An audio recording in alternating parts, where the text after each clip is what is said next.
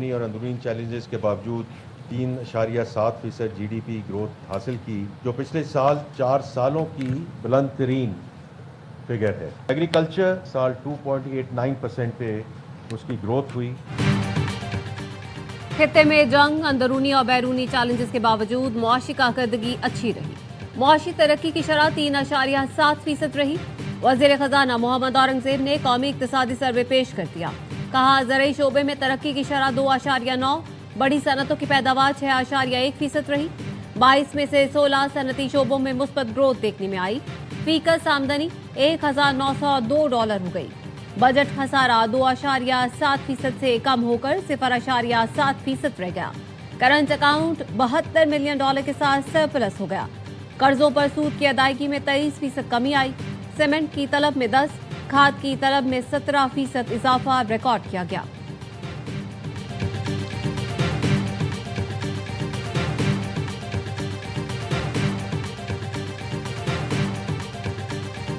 جون 24 میں total F B are نے revenue collect کیا وہ $32.6 بلین۔ جون 25 میں یہ 41.9 بلین۔ اس سال جون میں یہ $46.4 بلین۔ ایف بی آر نے مجموعی طور پر $32.6 ارب کا ریونیو اکٹھا کیا۔ Chairman F B R Rashid Langrial کا کہنا ہے جون 2025 میں $31.9 بلین ریونیو جمع ہوا تھا۔ وفاقی وزیر احسن اقبال کہتے ہیں ہمیں اپنی غلطیاں درست کرنا ہوں گی۔ اتنی مار کھانے کے بعد تاریخ سے سبق سیکھ لینا چاہیے۔ معاشی استحکام کے لیے پالیسیوں کا تسلسل ناگزیر ہے۔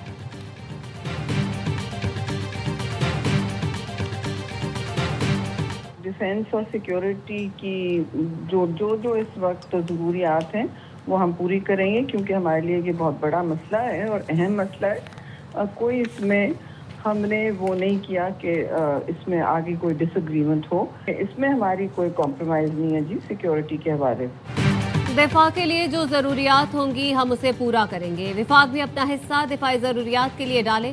سینیٹر شہری رحمان کی ARY نیوز کی بجٹ ٹرانسمیشن میں گفتگو۔ کہا سندھ نے وفاق کو قرض نہیں، سیکیورٹی کے لیے پیسے دیے۔ سندھ کی ٹیکس کلیکشن وفاق سے زیادہ ہے، وفاق اپنی ٹیکس کلیکشن اچھی کرے۔ سابق وزیر خزانہ مفتاح اسماعیل نے کہا مہنگائی نے مڈل کلاس کی کمر توڑ دی۔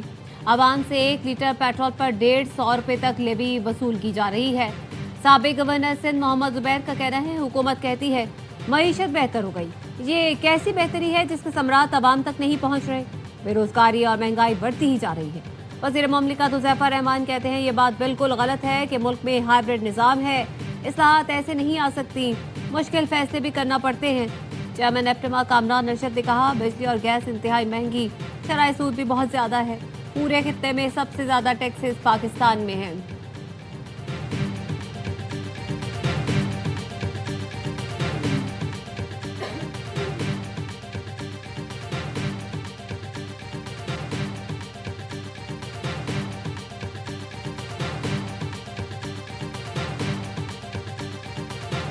وفاقی بجٹ کل سپہر 3 بجے قومی اسمبلی، 5 بجے سینٹ میں پیش کیا جائے گا۔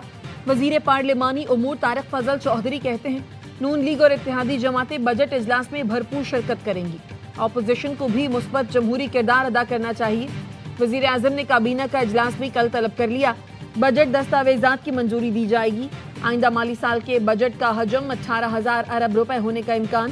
تنخواہوں میں 10% اضافہ، تنخواہ دار طبقے کو انکم ٹیکس میں چھوٹ ملنے کی توقع، سپر ٹیکس میں کمی کا امکان، کارپوریٹ انکم ٹیکس کم نہیں ہوگا۔ بجٹ میں پیٹرولیم مصنوعات پر کلائمیٹ لیوی $2.50 سے بڑھا کر $5 فی لیٹر کرنے کی تجویز۔ ذرائع کا کہنا ہے بجٹ میں میک اپ کا سامان، سرخی، پاؤڈر، مسکارا، شیمپو اور صابن سستے ہونے کا امکان۔ الیکٹرک وہیکل، ہائبرڈ اور پلگ ان ہائبرڈ گاڑیاں مہنگی ہو سکتی ہیں۔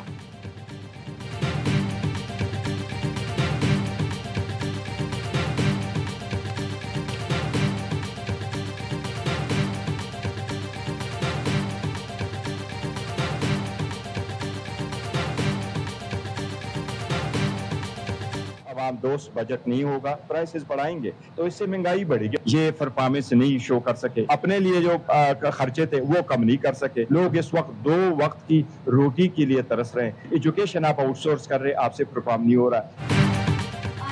بجٹ عوام دوست نہیں ہوگا، چیئرمین تحریک انصاف بیرسٹر گوہر کہتے ہیں حکومت نے اپنے اخراجات کم نہ کیے، महंगाई का बोझ सिर्फ आवाम पर डाला जा रहा है। 4 साल की कारकर्दगी देख ले, इन्होंने हर शोबा तबाह कर दिया। पीटीआई अरकान का कौमी असम्बली इजलास से वॉकआउट, कहा बानी पीटीआई से हमारी मुलाकात नहीं कराई जा रही। पार्लियामेंट में रहना है या नहीं, फैसला मुश्तरका पार्लिमानी पार्टी इजलास में करेंगे। पीटीआई रुकने कौमी असम्बली इकबाल आफरीदी की रुकनियत मुअत्तल, ऐवान से निकाल दिया गया। स्पीकर अयाज सादिक ने कहा इकबाल आफरीदी ने सिक्योरिटी एहलकार पर हाथ उठाया, दूसरों से बदतमीजी का हक किसी को नहीं, ऐसे अरकान को किसी सूरत रियायत नहीं देंगे। इकबाल आफरीदी मौजूदा सेशन में शिरकत नहीं कर सकेंगे।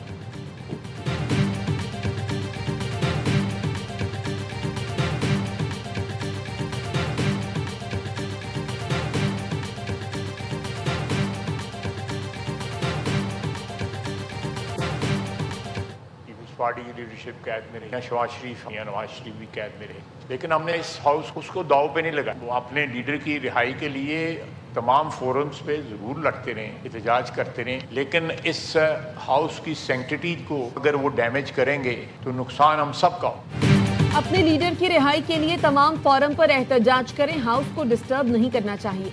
हमारे कायद नवाज शरीफ, शहबाज शरीफ गिरफ्तार हुए मगर हमने ऐवान का तकद्दुस पामाल नहीं किया।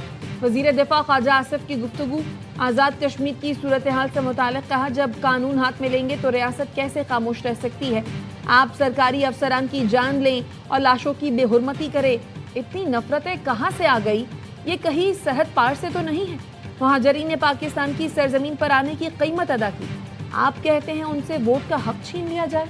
2-2.5 सालों में तमाम मिनिस्ट्रीज, डिविजन्स, गवर्नमेंट के तमाम इदारों की पेमेंट्स मिला के, तमाम कैंपेन्स मिला के ये 8 बिलियन की रकम बनती है, जो कि चैनल्स कहते हैं कि ये कम है। वो कहते हैं कि जी आप बढ़ाएं, क्योंकि इलेक्ट्रॉनिक मीडिया की स्पेस श्रिंक हुई, इलेक्ट्रॉनिक मीडिया खत्म हुआ तो फिर आप एक ऐसी टेरिटरी में चले जाएंगे जहां पे कोई कोड ऑफ कंडक्ट नहीं है। वज़ीर इत्तलात तातारड़ कौमी असम्बली में न्यूज़ चैनल्स की आवाज़ बन गए, इलेक्ट्रॉनिक मीडिया को बचाने और तरक्की के लिए इक़दामात का मुतालबा कर दिया। कहा इलेक्ट्रॉनिक मीडिया ने जिम्मेदाराना सहाफ़त को फ़रोग़ दिया। न्यूज़ चैनल्स तमाम ज़ाब्ता इख़लाक़ पर अमल करते हैं, टैक्स देते हैं, तमाम रेगुलेटरी इदारों को जवाब हैं। इलेक्ट्रॉनिक मीडिया ख़त्म हुआ तो ऐसी जगह चले जाएंगे जहाँ कोई कोड ऑफ कंडक्ट नहीं।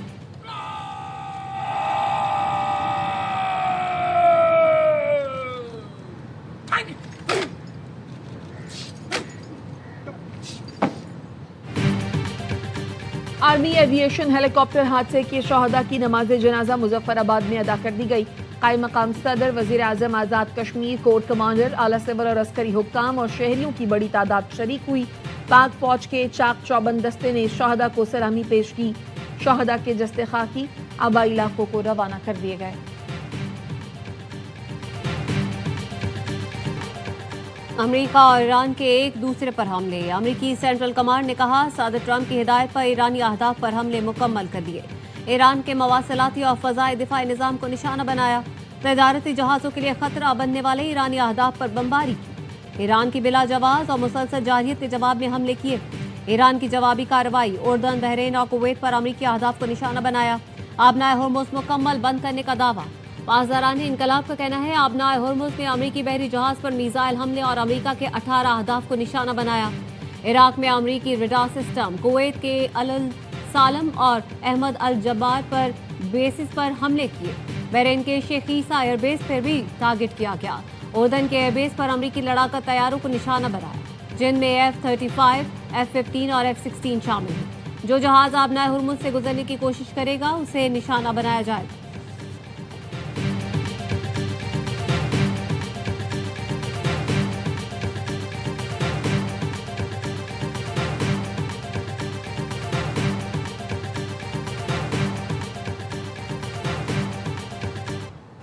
अमेरिका आजाद ईरान पर शदीद कारी ज़र्ब लगाने जा रहा है। अमेरिकी सदर की धमकी, मुस्तक़बिल करीब में ईरान के जजीरा खारक का कंट्रोल संभाल लेंगे। ईरान ने मुझसे कहा है बमबारी रोक दो। ईरान पर हमलों में इसराइल शामिल नहीं था। वज़ीर आज़म शहबाज शरीफ और फील्ड मार्शल आसिम मुनीर अब भी जंग रोकने के लिए काम कर रहे हैं। दोनों मेरे बहुत अच्छे दोस्त हैं। अमरीकी वज़ीर जंग पीट हेग्ज़त का कहना है हमले अमरीकी फौजी मफादात को आगे बढ़ाएंगे, सिफारती पोजीशन मजबूत करेंगे। ईरान के पास अब भी मौका है एक बेहतर मुआहदे की तरफ आए। अमरीका नई जंग नहीं शुरू करना चाहता।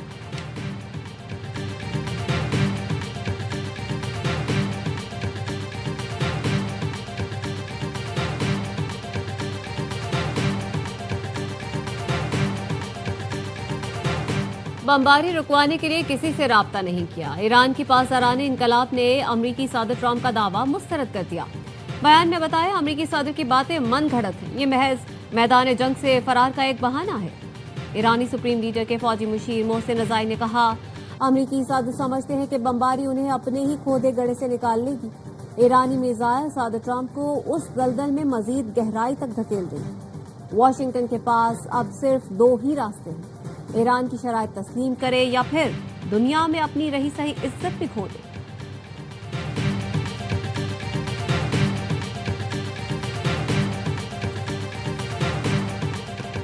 अमरीकी हमलों ने जंग बंदी को बेवानी कर दिया। ईरानी वजीर खारजा अब्बास अराक्ची की यूरोपीय यूनियन की खारजा उमूर की सरबराह से टेलीफोनिक गुफ्तगू। कहा नताइज की तमाम तर जिम्मेदारी अमरीका पर आयद होती है। अब्बास अराक्ची ने आलमी बरादरी की खामोशी पर भी कड़ी तनकीद की, खबरदार किया कि दुनिया की ये बेहिसी खत्ते और आलमी अमन के लिए शदीद खतरा बन जाएगी। दोनों रहनुमाओं ने अमरीकी हमलों और उसके बाद ईरान की जानिब से उर्दन, बहरीन और कुवैत पर हमलों के बाद पैदा होने वाली सूरत हाल पर तबादला ख्याल किया।